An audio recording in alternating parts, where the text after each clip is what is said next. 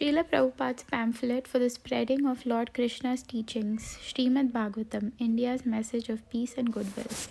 60 volumes of elaborate English version by Tridandi Goswami, A.C. Bhaktivedanta Swami, carried by the Scindia Steam Navigation Company Limited, Bombay, all over the world for scientific knowledge of God. The sufferings of the entire human society can at once be brought under control simply by individual practice of Bhakti Yoga, a simple and easy process of chanting the holy name of God. Every country, every nation, and every community throughout the world has some conception of the holy name of God, and as such, either the Hindus or the Mohammedans or the Christians, everyone can easily chant the holy name of God in a meditative mood, and that will bring about the required peace and goodwill in the present problematic human society. Any inquiry in this connection will be gladly answered by Sri Swamiji. The Hindus generally chant the holy name of God in 16 chain of transcendental sound composed of 32 alphabets as Hare Krishna, Krishna Krishna, Hare Hare, Hare Ram, Ram Ram, Hare Hare. The Vedic literatures like the Upanishads and the Puranas do recommend chanting of the above mentioned 16 holy names at a stretch, and Lord Sri Chaitanya, who preached this cult of chanting the holy name of God, gave special importance on these transcendental sounds.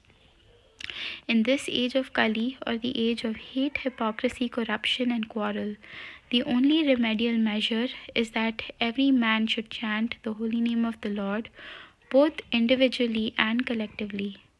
The glories of the holy name have been described by Sri Chaitanya in his 8 verses of Shikshashtak, which run as follows. Glory to the Sri Krishna Sankirtanam, which cleanses the heart of the dust accumulated for years together, and thus the fire of conditioned life of repeated birth and death is extinguished. Such Sankirtan movement is the prime benediction for the humanity at large because it spreads rays of the benediction moon. It is the life of transcendental knowledge. It increases the ocean of transcendental bliss, and it helps to have a taste of the full nectarine for which always anxious we are. 2. O my Lord, your holy name alone can render all benediction upon the living beings, and therefore you have hundreds and millions of names like Krishna, Govinda, etc. In these transcendental names, you have invested all your transcendental potencies, and there is no hard and fast rules for chanting these holy names. O my Lord, you have so kindly made easy approach to you by your holy names, but unfortunate as I am, I have no attraction for them. One can chant the holy names of the Lord in a humble state of mind, thinking himself as lower than the straw on the streets, tolerant more than the tree, devoid of all sense of false prestige, and being ready to offer all kinds of respects to others. O the Almighty Lord, I have no desire for accumulating wealth, nor I have any desire to enjoy beautiful women. Neither I want any number of followers of mine. What I want is that I may have your causeless devotional service in my life, birth after birth. O the son of Maharaj Nanda, I am your eternal servitor, and although I am so, somehow or other I have fallen on the ocean of birth and death. Please therefore pick me up from the ocean of death and fix me up as one of the atoms of your lotus feet. O my Lord, when shall my eyes be decorated with tears of love, flowing incessantly by chanting your holy name? And when all the holes of hairs on my body will have eruptions by the recitation of your name? O Govinda, feeling your separation, I am considering a moment as 12 years or more than that, and tears flowing down my cheeks like the torrents of rains. I am feeling all vacant in the world without your presence. I do not know anyone except Krishna as my Lord, and he shall remain as such even if he handles me roughly by his embrace, or he may make me broken-hearted by not being present before me. He is completely free to do anything, but he is always my worshipful Lord unconditionally.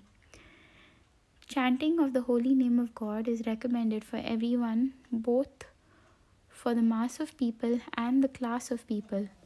Those who are scholars, philosophers, scientists, religionists, and educated may read the English version of Srimad Bhagavatam by A.C. Bhaktivedanta Swami with particular attention to the purports appended with each and every verse. They have appreciated the publication as follows. At a time when not only the people of India but those of the West need the chastening quality of love and truth in a corrupting atmosphere of hate and hypocrisy, a work like this will have uplifting and corrective influence. What is God? He is truth, He is love. Even an atheist must accept the supremacy of those qualities and how much they are needed by the people of the world who have been taught to deny God. And these qualities do not require much emphasis. The author has attempted a tremendous task. A perusal will give us, in the sample measure, a knowledge of the original. The essence of Srimad Bhagavatam is the exposition of the absolute truth. We would recommend this book.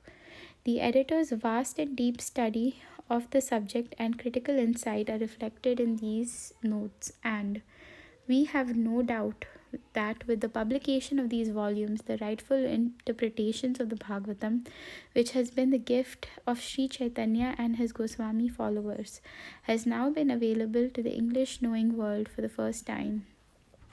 The elaborate method is very helpful to the ardent student of Bhagavatam who lack in Sanskrit language. It is admitted in all hands that Bhagavatam is the most difficult text among the Puranas. The author richly deserves the gratitude of the devotees for his pious, learned labor of love.